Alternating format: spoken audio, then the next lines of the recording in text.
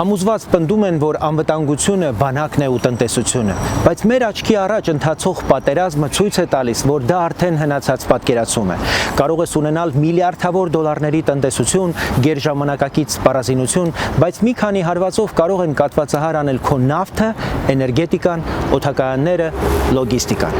Սաուդյան Արաբիան եւ Էմիրությունները, Քաթարը հենց դա են ցույց տալիս այսօր։ Ուժեղ են, բայց լիովին ապահով չեն։ Այսինքն խնդիրը միայն ուժ ունենալը չէ, խնդիրն այն է, թե որքան ես կապված մյուսների հետ եւ որքան են մյուսները կապված քեզ հետ։ Ժամանակակից անվտանգությունը կախվածությունների համակարգ է, ոչ թե այն, թե դու որքան ինքնաբավ ես, այլ այն, թե որքան ես դարձել ուրիշների համար անհրաժեշտ։ Որքան են քո տարածքով անցնող էներգետիկ ուղիները, ճանապարհները, կապը, տվյալների հոսքերը դառնում կենսական ուրիշների համար։ Պարզ ասած, իրական անվտանգությունը սկսվում է այն պահից, երբ Հայաստանի վրա հարձակումը դադարում է լինել միայն Հայաստանի դեմ հարձակում, երբ այն ավտոմատ դառնում է հարված նաև նրանց շահերին, ովքեր կապված են քեզ հետ։ Ուստի Հայաստանը պետք է կառուցի ոչ միայն մարտունակ բանակ, այլև կախվածությունների ցանց, էներգետիկ կապեր Իրանի, Վրաստանի, Ծոցի երկրների, Ադրբեջանի, Թուրքիայի եւ Եվրոպայի հետ, տրանսպորտային միջանցքներ, որոնք կապում են տարածաշրջանները,